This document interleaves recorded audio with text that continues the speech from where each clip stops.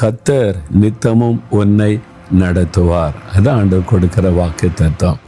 நல்ல மேய்ப்பன் தினந்தோறும் தன் ஆடுகளை நடத்துகிறான் என்பதாய் வசனம் சொல்லுகிறாரு. அப்போ ஆண்டவர் நமக்கு ஒரு நல்ல மேய்ப்பனாக இருக்கிறார். இப்போ இந்த ஆடுகள் எதை பற்றி அது கவலைப்படுன்னு நினைக்கிறீங்க?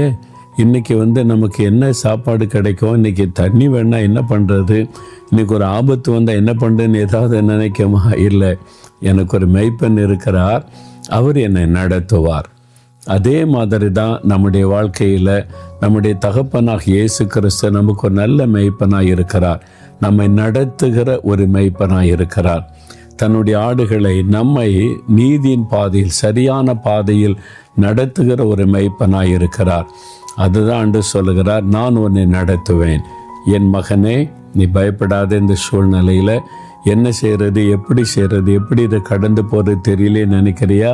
எனக்கு இப்படி ஒரு வியாதி வந்துவிட்டது, மரணம் வந்துவிடுமோ என்கிற ஒரு துக்கம் உன்னுடைய உள்ளத்தை அழுத்திக் கொண்டிருக்கலாம். கடன் பிரச்சனையின் நிமித்தமாய், வறுமையின் நிமித்தமாய் நெருக்கப்பட்டு என்றைக்கு என் வாழ்க்கையில் ஒரு ஆசீர்வாதம் வரும், சாகும் வரைக்கும் இப்படித்தான் என் வாழ்க்கையா என்று சொல்லி ஒரு துக்கத்தோடு இந்த இடத்தில் நீங்கள் வந்திருக்கலாம். வானத்தை பூமியை உண்டாக்கின சர்வ வல்லமையுள்ள ஆண்டவர் இயேசு சொல்லுகிறார், உங்கள் துக்கம் சந்தோஷமாக மாறும். என்ன துக்கமாக இருந்தாலும் இயேசுவால் அந்த துக்கத்தை மாற்ற முடியும்.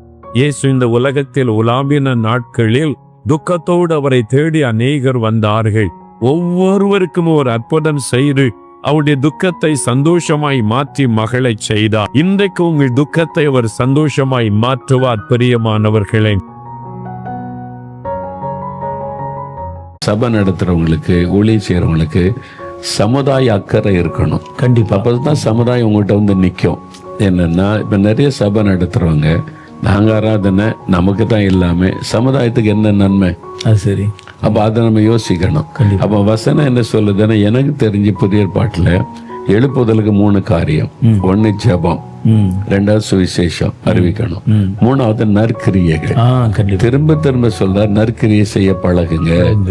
அப்போ ஒரு சர்ச் ஒரு கிராமத்துல இருந்தா கிறிஸ்தவங்க கூடி ஆராதிக்கிற இடமா மட்டும் இருக்கக்கூடாது. சரி, அந்த கிராமத்துக்கு அந்த சர்ச்சை மூலமா நன்மை நடக்கணும்.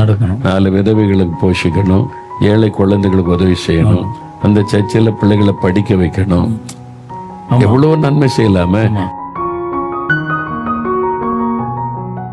அவர் தான் சொல்றார், என் மகனே மகளே, எதுக்கு சோர்ந்து போகிற? நான் உனக்கு வாக்கு கொடுத்தரல, விசுவாசத்தோடு இரு, விசுவாசத்தை விட்டுறாத, ஜெபம் கொண்டே இரு, துதித்து கொண்டே இரு, என் வேளை வரும் பொழுது கட்டாயம் நிறைவேறும்.